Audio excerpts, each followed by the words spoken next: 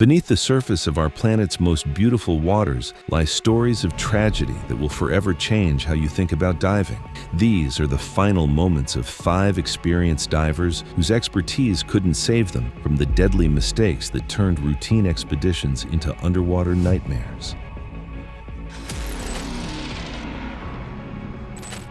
It was March 15, 2016, when the crystal-clear waters of Belize's Blue Hole would claim the life of one of San Diego's most experienced technical diving instructors. Dorian Lane, a 34-year-old with over 800 log dives and 12 years of underwater experience, had built a reputation as both a skilled instructor and a dangerous risk-taker among his peers. His aggressive personality and tendency to push diving limits had earned him the nickname Cowboy Diver, a label that would prove prophetic on this fateful day. Lane had arrived in Belize, leading a small 2-person technical team on a deep trimix dive, planned to reach 330 to 350 feet.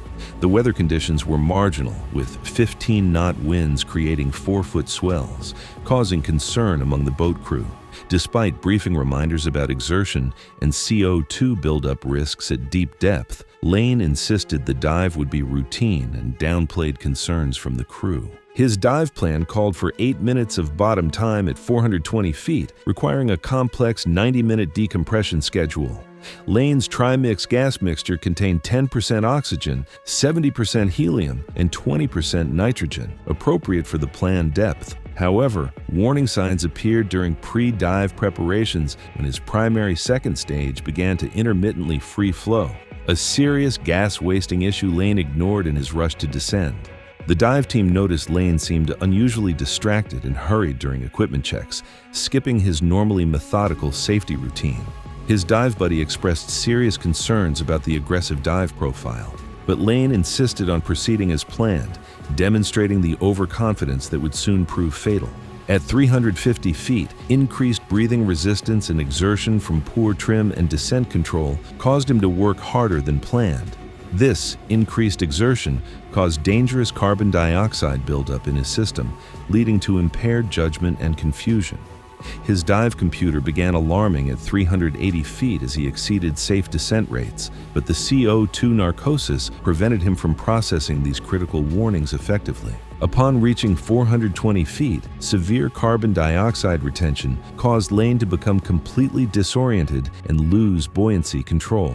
He began an uncontrolled ascent just as his free-flowing primary drained the last of his usable gas, leaving him desperately short on breathing gas and unable to access enough reserve air during the emergency ascent. Lane's dive buddy attempted rescue procedures, but found him unresponsive and ascending rapidly with his regulator out of his mouth. The emergency ascent became impossible to control as Lane, now severely CO2-narked and overbuoyant, lost the ability to dump gas fast enough from his BCD, sending him rocketing toward the surface at a deadly rate. At 200 feet during the rapid ascent, Lane's lungs overexpanded, forcing gas into his bloodstream and causing an arterial gas embolism that instantly shut down blood flow to his heart and brain.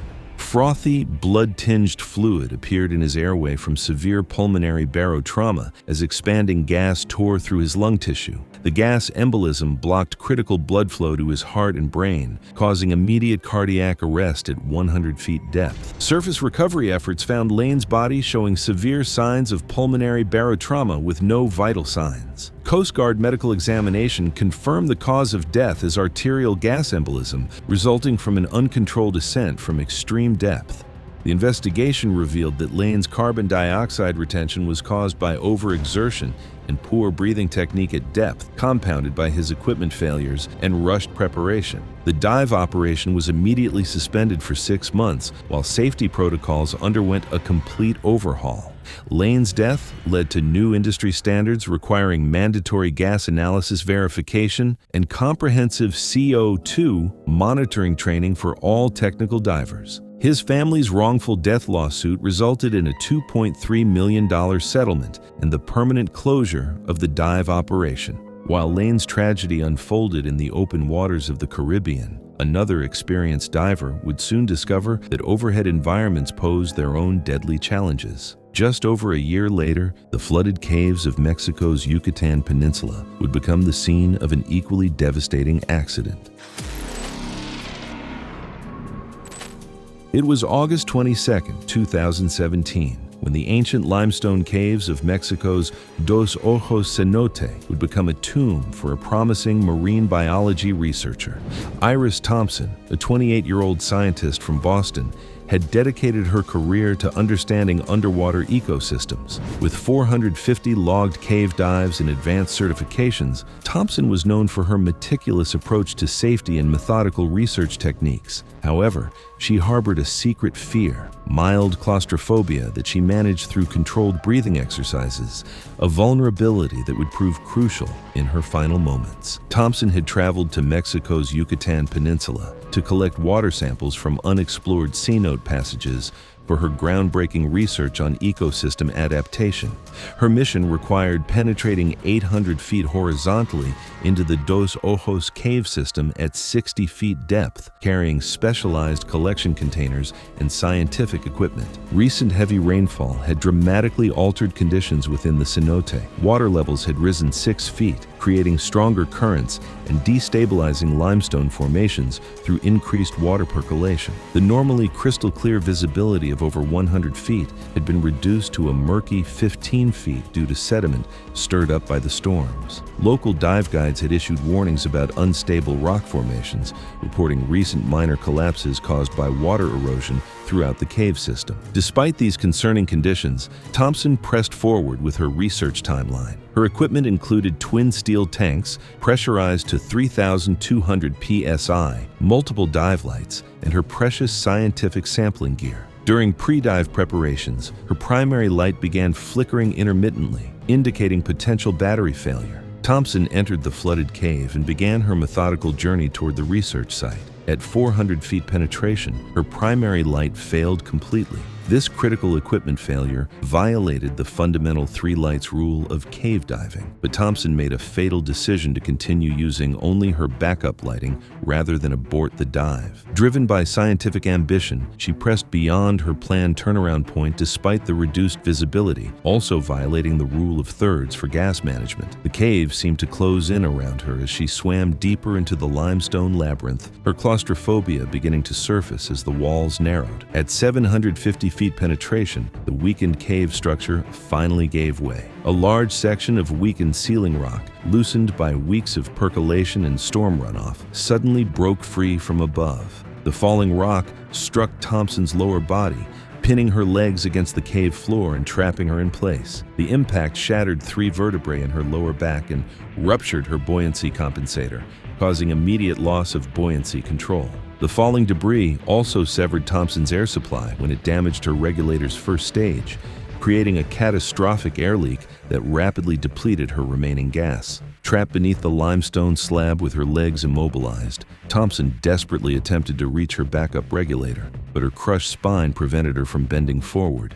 The impact blasted silt into the water, reducing visibility to inches and making navigation impossible even if she had been able to free herself. Thompson's emergency air supply, compromised by the damaged regulator, lasted only 4 agonizing minutes. During this time, she made frantic attempts to lift the enormous rock, but her position and injuries made escape impossible. As her air supply dwindled to nothing, Thompson's claustrophobia overwhelmed her remaining composure.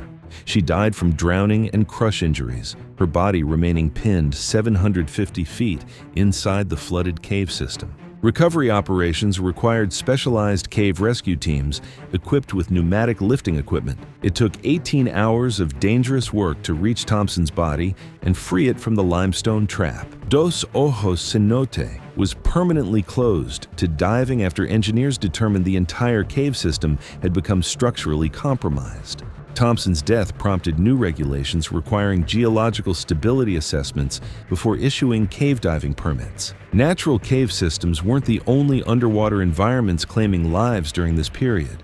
Far from Mexico's cenotes, Rhodes Carter was about to face a completely different but equally lethal threat aboard an oil platform in the Gulf of Mexico. It was June 8, 2015, when the unforgiving depths of the Gulf of Mexico would witness one of the most horrific industrial diving accidents in recent history. Rhodes Carter, A 41-year-old commercial saturation diver from Louisiana had spent 18 years working the dangerous waters around offshore oil platforms. With over 2,000 commercial dives under his belt, Carter was considered a veteran in the high-stakes world of underwater welding and repairs. Yet beneath his calm, methodical exterior lay a troubling habit, an increasing tendency to cut corners on safety procedures to complete jobs faster and earn performance bonuses. Carter was 3 weeks into a grueling 28-day saturation diving contract, living in a pressurized habitat maintained at 7.2 atmospheres while performing critical structural welding repairs 220 feet below the surface.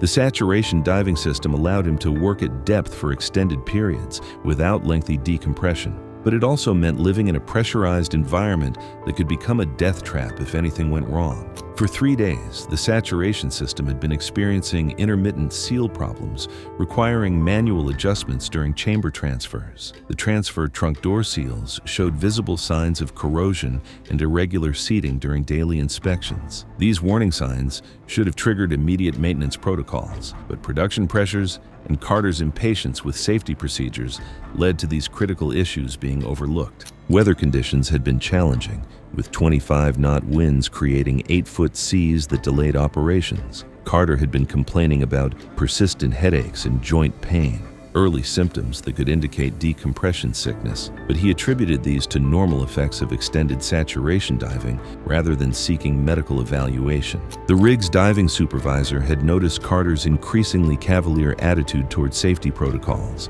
observing him rushing through pre-transfer checklists designed to prevent exactly the kind of catastrophic failure that was about to occur. During what should have been a routine transfer from the living chamber to the diving bell, the corroded transfer trunk door clamp mechanism reached its breaking point. Carter was positioned at the critical transition point, surrounded by 7.2 atmospheres of pressure when the weakened door seal gave way completely. The explosive decompression was instantaneous and devastating. In a fraction of a second, Carter's body was hit with a catastrophic pressure drop from 7.2 atmospheres to surface pressure, a violent decompression no human could survive. The explosive expansion of gases inside his body caused catastrophic internal barotrauma as his lungs ruptured and arterial gas embolisms surged instantly through his bloodstream.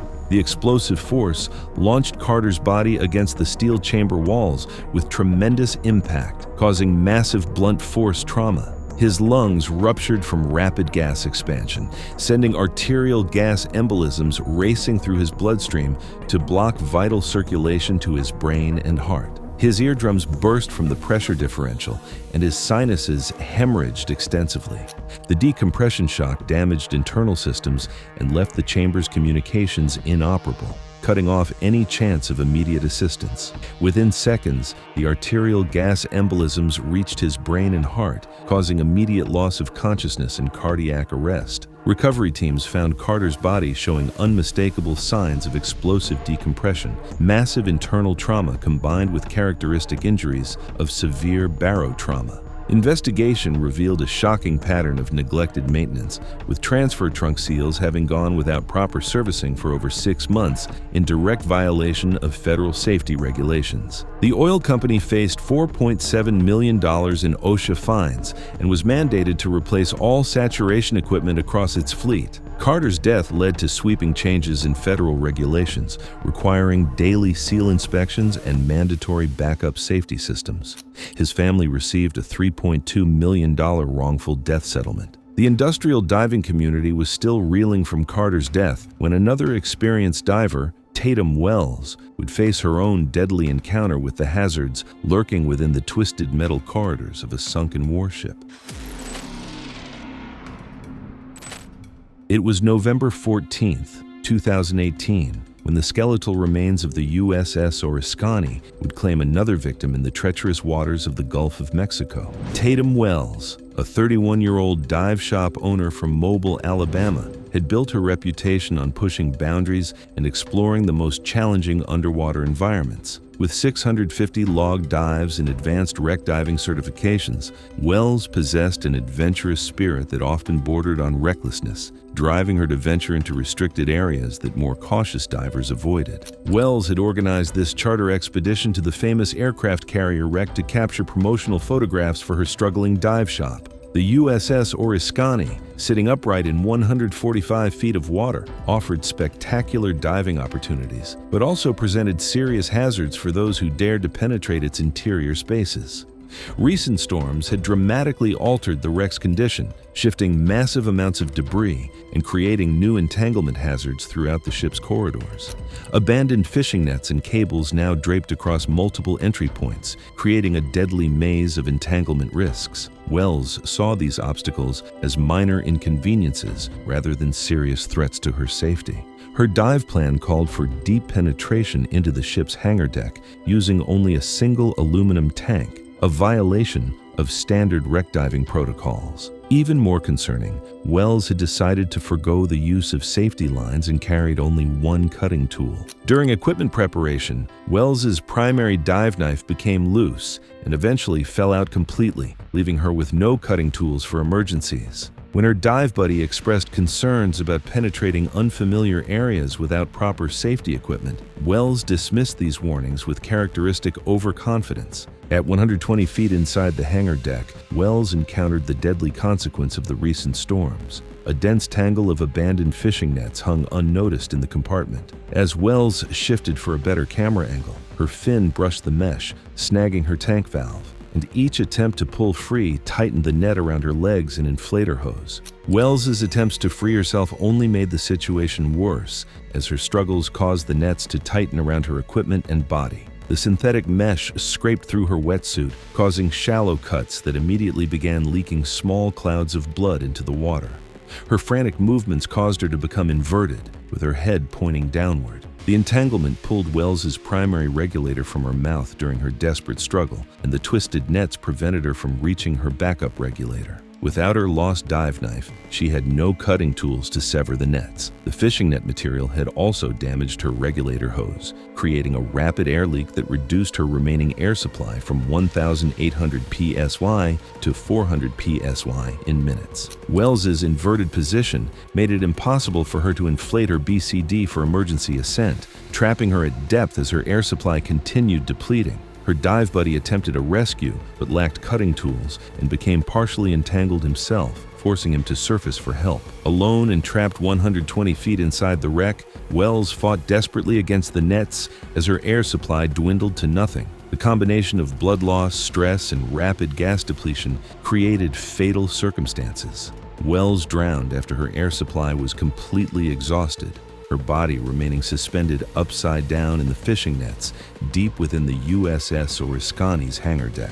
Recovery operations required specialized technical divers with cutting equipment and took 6 hours to free Wells's body from the extensive entanglement. Investigation revealed Wells had violated multiple wreck penetration protocols by entering without redundant cutting tools or safety lines. The underwater world had claimed another experienced diver, but dangers weren't limited to warm tropical waters. In the frozen lakes of Minnesota, photographer Kellen Shaw would soon discover that ice diving presented its own unique and equally deadly challenges.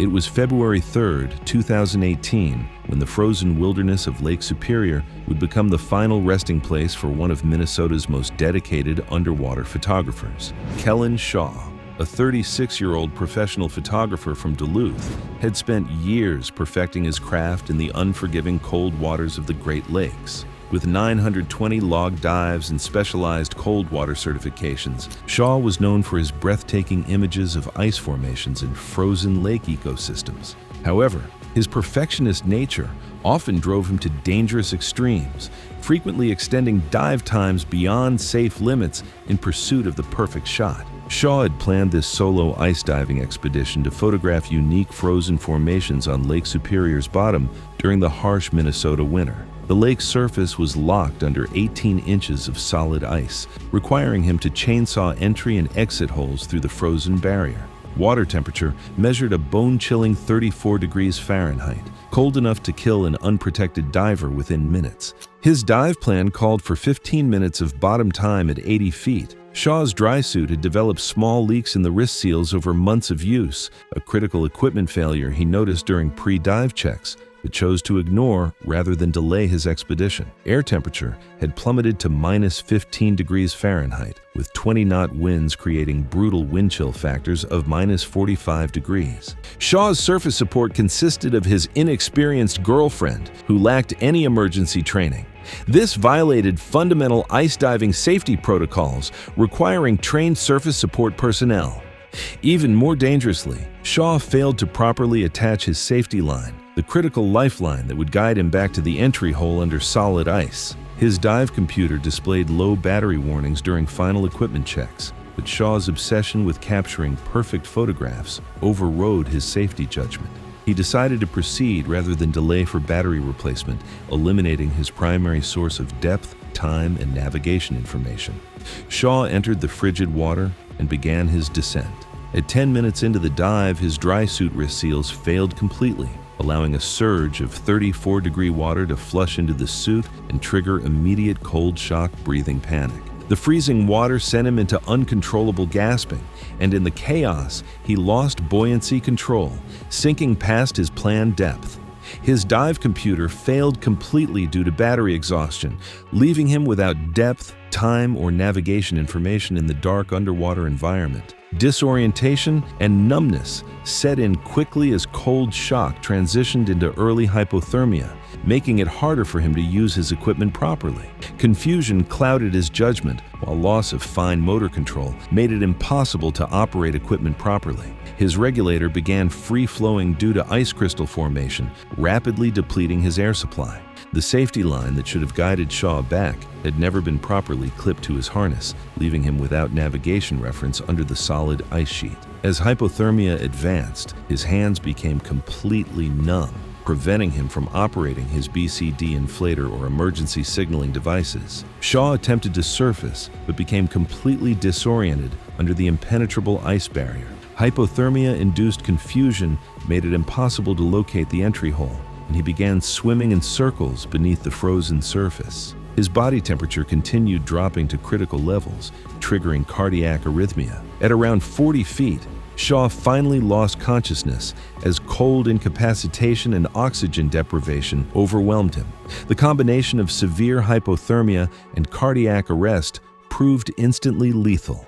He drowned while floating motionless under the ice sheet, his body drifting 200 feet from the entry hole, while his untrained surface support waited unknowingly above. Recovery operations required specialized ice rescue teams working in extremely dangerous conditions. It took 4 grueling hours to locate Shaw's body in the dark, frigid water beneath the ice. Medical examination revealed he had died from drowning, complicated by severe hypothermia and cardiac arrest. Investigation uncovered that Shaw had violated multiple ice diving safety protocols, including solo diving without proper surface support and failure to secure his safety line. His death prompted stricter equipment inspection standards and mandatory hypothermia prevention training programs. Thanks for watching. Ready for more?